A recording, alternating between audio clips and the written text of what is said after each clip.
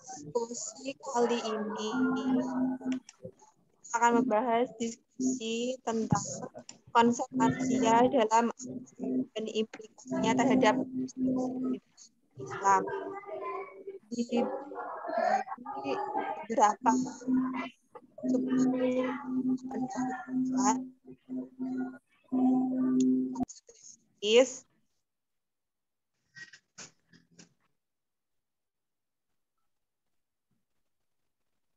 dan juga metode penelitian, hasil dan pembahasan, serta yang terakhir adalah kesimpulan. Untuk yang terlebih dahulu, pendahuluan, silakan dibaca. Oke, pendahuluan. Al-Quran adalah pedoman dan petunjuk bagi manusia. Ia adalah kitab manusia, karena Al-Quran seluruhnya berbicara untuk manusia atau berbicara tentang manusia. Dengan begitu, dalam Al-Quran, manusia merupakan hal yang utama dan penting dalam pembahasan. Pembahasannya meliputi hakikat penciptaan, tahapan-tahapan dalam proses penciptaan, potensi, kedudukan, fungsi, tugas, serta pola kehidupan baik dan buruk yang dimiliki manusia. Ketika pendidikan Islam mulai tumbuh di Indonesia, penjajahan juga ikut masuk dan mempengaruhi negara. Karena itu, pendidikan Islam tersendat dan berkembang secara tradisional. Akulturasi penjajah dengan pendidikan agama Islam menghasilkan suatu fenomena yang kurang sehat, yakni lahirnya dikotomi ilmu pengetahuan atau dualisme sistem pendidikan antara pendidikan agama Islam dan pendidikan umum yang memisahkan kesadaran keagamaan dan ilmu pengetahuan, yang memang sejak awal sudah disetting oleh kaum penjajah. Selain itu, juga lahir paham liberalisme dalam pendidikan Indonesia. Liberalisme adalah sebuah ideologi yang mengagungkan kebebasan, di mana keberadaan individu dan kebebasannya sangat diagungkan. Paham liberalisme menolak adanya pembatasan, khususnya dari pemerintah dan agama. Liberalisme menghasilkan paham demokrasi dan kapitalisme. Dampaknya terhadap pendidikan adalah pendidikan akhirnya hanya menjadi sebuah bisnis dan meninggalkan tujuan utama untuk mendidik masyarakatnya. Di saat yang sama, jutaan masyarakat tidak memiliki kesempatan untuk mendapatkan pendidikan yang lebih baik. Pendidikan Indonesia masih bersifat tambal sulam, menjahit dan menambal bagian-bagian pendidikan yang mengalami permasalahan tanpa melakukan sebuah langkah solutif yang menyeluruh. Karena problematika tersebut berasal dari pemahaman sosial masyarakat yang jadul.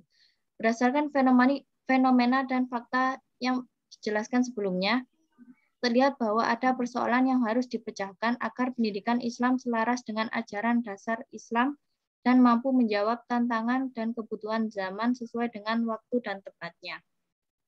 Perlunya penyesuaian bentuk pendidikan dengan waktu dan tempat karena ada perbedaan yang signifikan kondisi dan kebutuhan antara tempat yang satu dengan yang lain dan antara waktu dahulu dan sekarang. Upaya yang dilakukan dengan pemikiran ulang dan penafsiran baru agar sesuai dengan zaman tidak mengabaikan hasil pemikiran ulama terdahulu, melainkan sebagai upaya menyambungkan pemikiran ulama terdahulu dengan kondisi sekarang sehingga dihasilkan pemikiran yang sesuai dengan kondisi yang ada.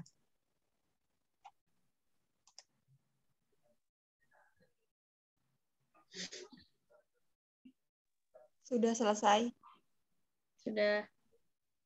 Oke, selanjutnya itu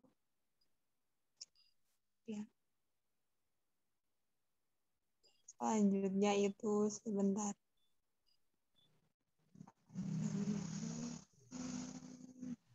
Selanjutnya konsep teoritis. Silakan dibaca. Konsep teoritis pertama adalah kata insan. Penamaan kata insan pada manusia telah dijelaskan sebanyak 43 surat dalam Al-Quran. Menyamakan kata insan, ins, unas, dan anas, semua bersumber dari kata anas yang bermakna melihat, jinak, dan mengetahui. Dan juga bisa bermakna minta izin. Kata insan berkaitan dengan melalaikan sesuatu dan meninggalkan sesuatu. Istilah anasyi adalah bentuk jamak dari insi, juga jamak dari insan. Kata insan juga menunjukkan proses manusia setelah Adam Pertama, makna biologis yaitu manusia berasal dari saripati tanah. Kedua, ketika manusia ditiupkan ruh, menurut Al-Quran, kata manusia terbagi menjadi dua, yaitu man, artinya makhluk Allah yang mempunyai akal dan sufia adalah pelupa. Makna tersebut menyiratkan bahwa manusia adalah makhluk dinamis. Yang keempat adalah kata Bani Adam. Adapun makna lain dari manusia yang pertama diciptakan adalah Adam, dan keturunannya adalah Bani Adam. Kata Bani berakar pada ba, nun, dan ya, yang bermakna sesuatu yang lahir dari sesuatu yang lain. Sedangkan kata zuriyat berakar dari huruf zal, ro, dan ro, mempunyai arti kehalusan dan tersebar. Dikaitkannya kedua kata berarti bahwa manusia memiliki satu tempat yang sama, asal Bani Adam memiliki kesederhanaan bagi seluruh umat manusia. Dari Ar-Rohib Al-Ashafani Bani berarti keturunan. Manusia selaku Bani Adam adalah makhluk bermasalah yang gampang digoda oleh setan. Oleh karena itu manusia diciptakan sebagai makhluk khilafah, selalu diperingatkan oleh Allah untuk selalu berhati-hati akan godaan setan. Peranan manusia sebagai Bani Adam adalah menjaga kemuliaannya serta memanfaatkan rezeki yang telah diberikan oleh Allah Subhanahu wa taala.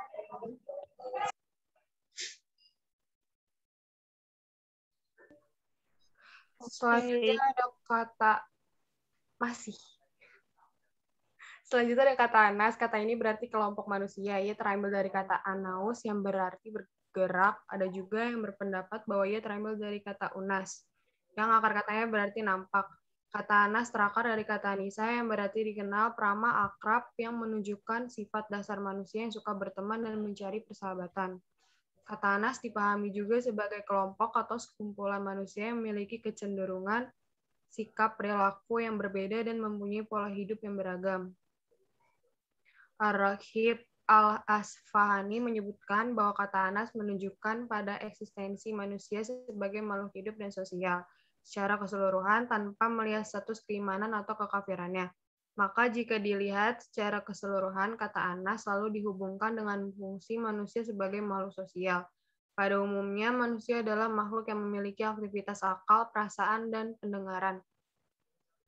Selanjutnya ada kata basyar. Kata basyar berakar dari huruf-huruf ba, shin, ro yang bermakna pokok.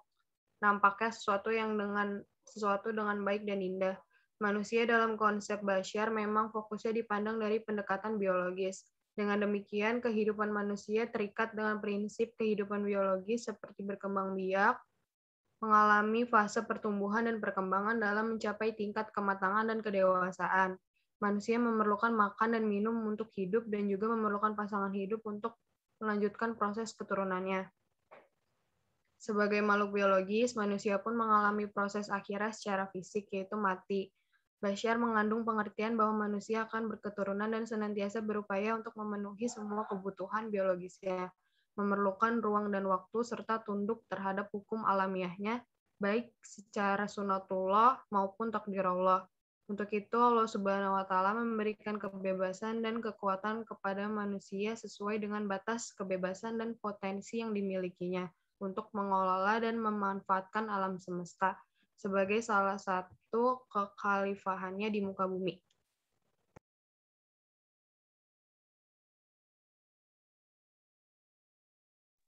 Oke, selanjutnya hasil dan juga pembahasan.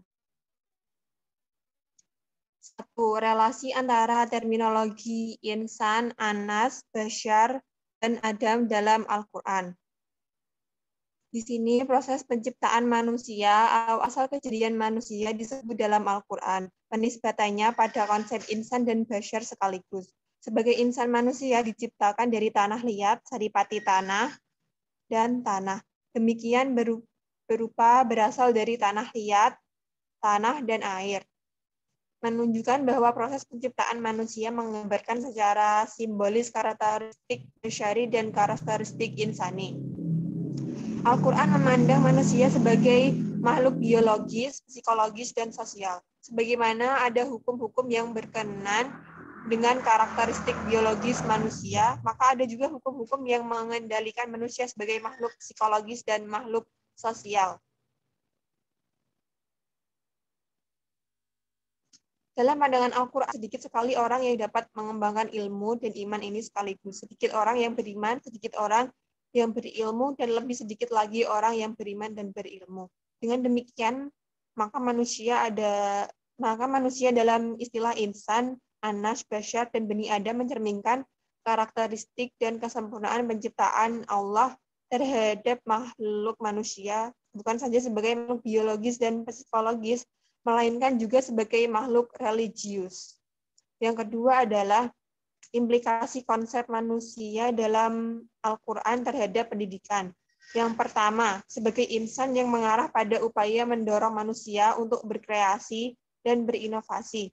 Yang kedua, manusia dikaitkan dengan terminologi Anas, maka pendidikan adalah mengajarkan bagaimana manusia hidup di lingkungan sosial, sekaligus sebagai makhluk sosial sehingga mampu membentuk pemahaman bahwa manusia harus hidup bersaudara dan tidak boleh saling menjatuhkan. Yang ketiga, sedangkan terminologi Bashar mengarahkan agar pendidikan mampu mengarahkan manusia untuk memenuhi kebutuhan secara benar sesuai tuntunan pencipta. Dan yang terakhir adalah manusia sebagai Bani Adam mengarahkan agar pendidikan mengajarkan akan anjuran sekaligus peringatan Allah dalam rangka memuliakan keturunan Adam dibanding makhluk yang lainnya. Selesai. Dan selanjutnya yang terakhir, kesimpulan. Silakan dibaca. Kesimpulan, Al-Quran sebagai pedoman dan petunjuk bagi manusia menyebutkan bahwa di dalamnya terdapat pembahasan meliputi hakikat, penciptaan, tahapan-tahapan dalam proses penciptaan, potensi, kedudukan, fungsi, tugas, serta pola kehidupan baik dan buruk yang dimiliki manusia. Menurut Al-Quran, kata manusia terbagi menjadi dua, yaitu man, memiliki arti makhluk Allah yang mempunyai akal, dan sufia yang berarti lupa. Pada umumnya, manusia adalah makhluk ciptaan Tuhan yang memiliki aktivitas akal, perasaan, dan pendengaran.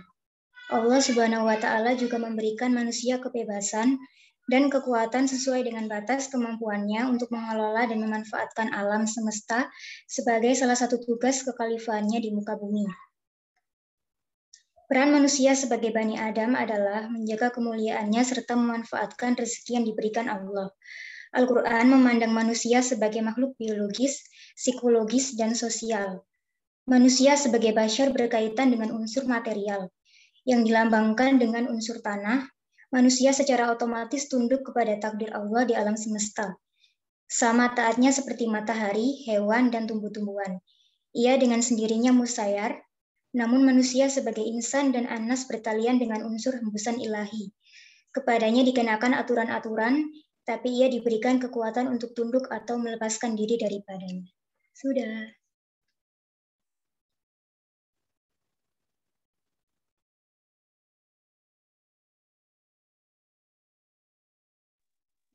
Demikian resum dari jurnal GAT ini. Terus kan nanti ada masalah, mungkin ada yang ditanyakan atau gimana gitu. Silakan bertanya. Aku ada pertanyaan.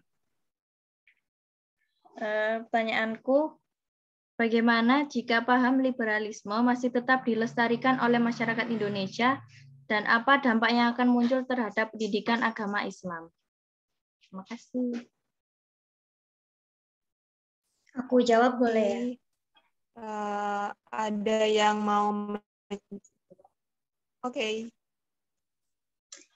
Mungkin negara Indonesia akan hilang jati dirinya, karena jati diri Indonesia adalah Pancasila. Dalam Pancasila terdapat sila ketuhanan yang Maha Esa, di mana itu membuktikan bahwa negara kita adalah negara yang beragama, yang percaya akan suatu agama, Dan pastinya pendidikan bahkan agama Islam juga pasti tidak dianggap penting oleh umat Islam jika paham liberalisme tetap dilestarikan. Gitu.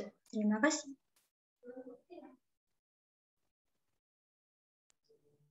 Aku ada pertanyaan. Ini pertanyaannya aku ambil dari materi yang telah aku bacakan ya. Jadi mengapa manusia harus tahan akan godaan setan?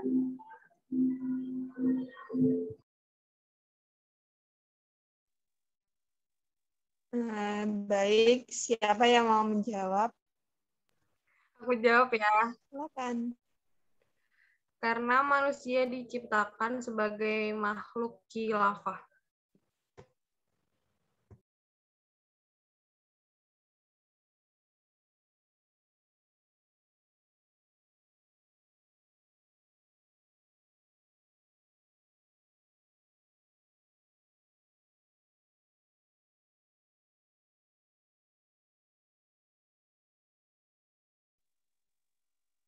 Sudah dijawab?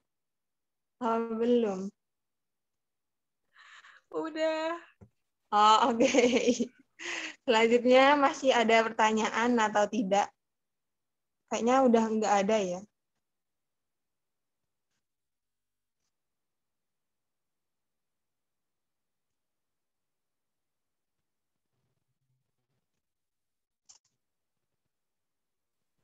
Masih ada waktu nggak?